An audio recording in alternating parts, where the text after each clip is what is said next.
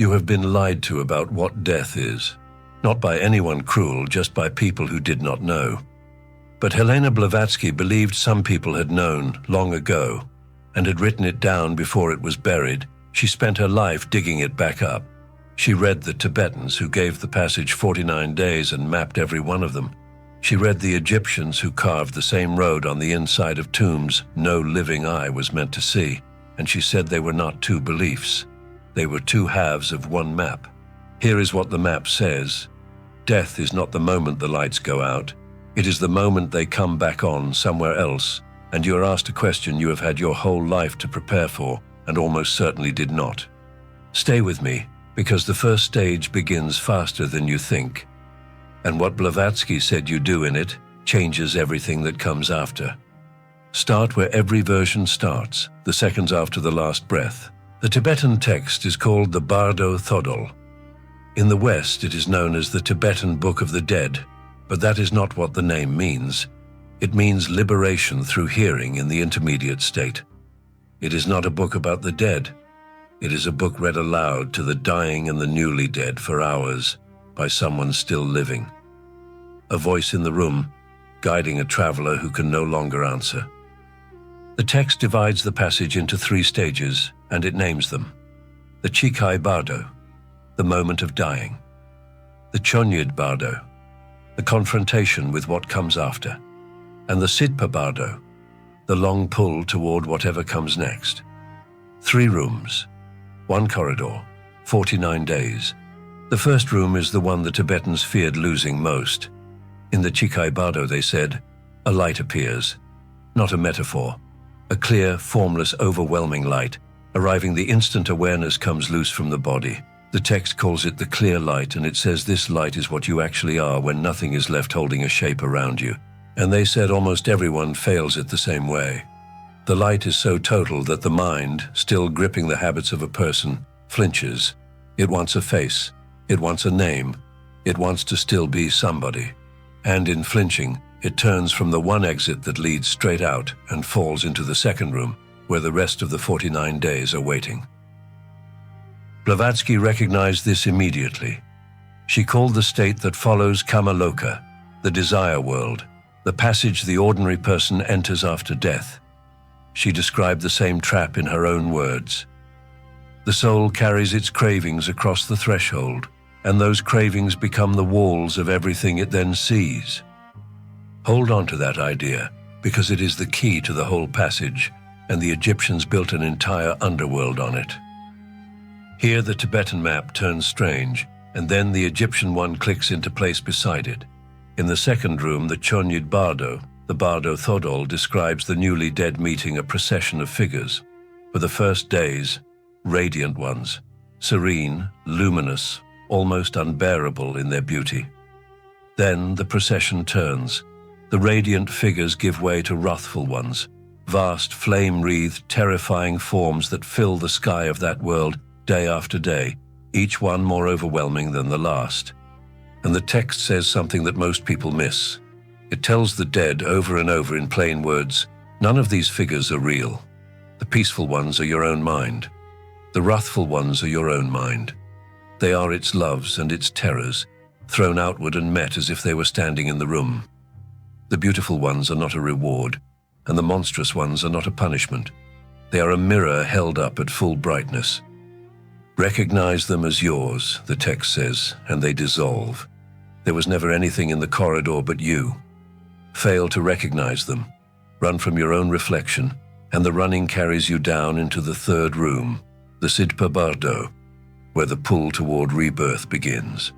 This is exactly what Blavatsky meant by Kama-loka. The after-death state, she taught, is not a place with its own scenery. It is built out of the person who entered it. A life spent in fear furnishes the corridor with fear. A life spent in craving furnishes it with hunger. She said this was not a punishment arranged by anyone. It was cause and effect, as ordinary and exact as gravity. Now, set the Egyptian map beside it. They called the underworld the Duat.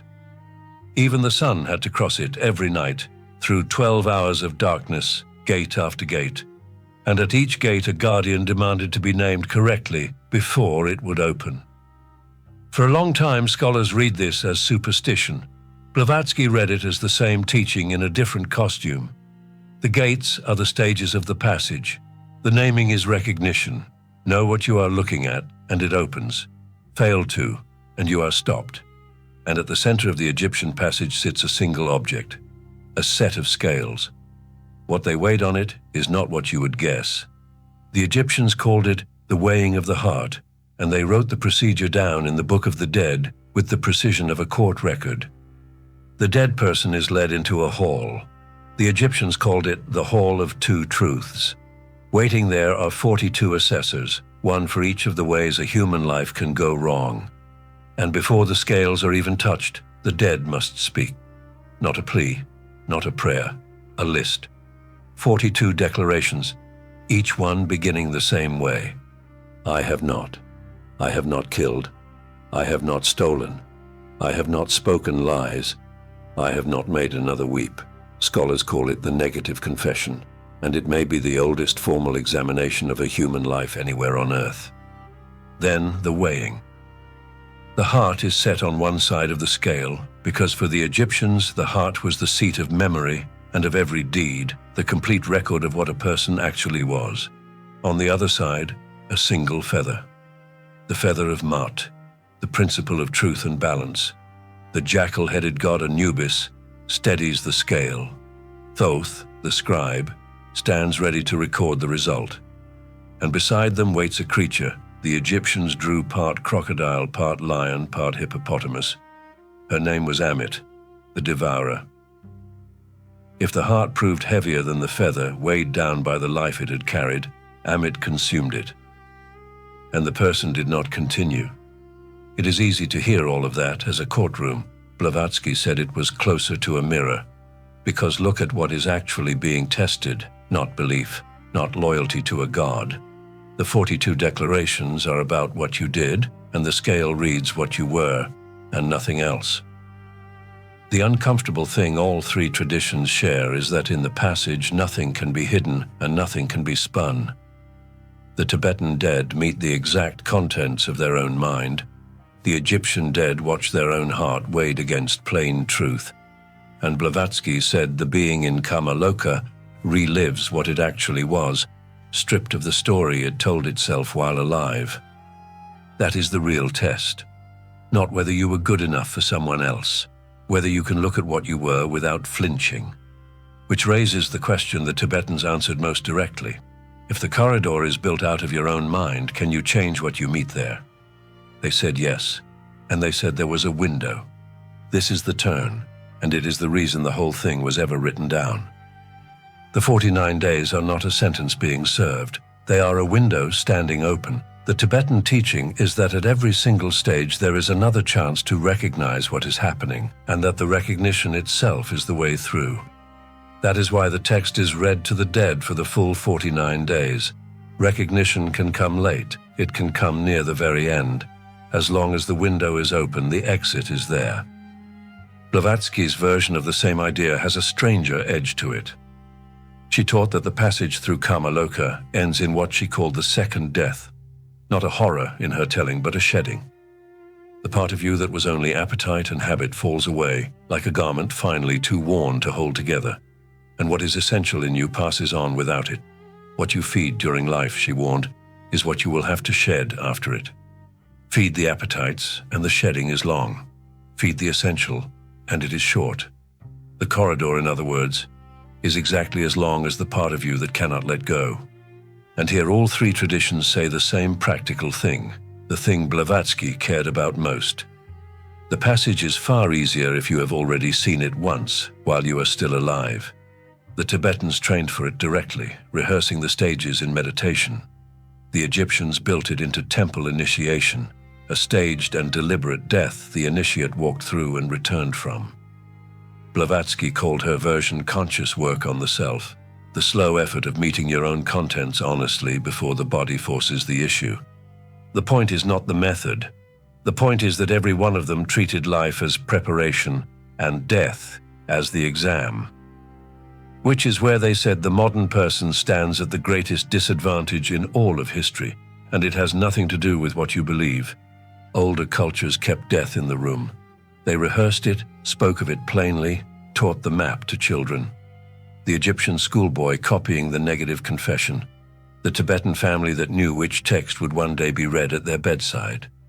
The passage was frightening, but it was familiar, and familiarity was the whole protection. The modern person meets the corridor for the first time at the worst possible moment, unprepared, alone, having been told gently and for a lifetime that there is nothing there to meet. Blavatsky said that this forgetting was engineered, and whether or not you follow her that far, the practical result is the same. We are the first people in a very long time to arrive at the exam having never once seen the questions. So take the one thing the traditions actually ask of you while there is still time. Not a religion to join, not a belief to sign, an attention to pay. Start with the smallest version of the practice, tonight if you want it.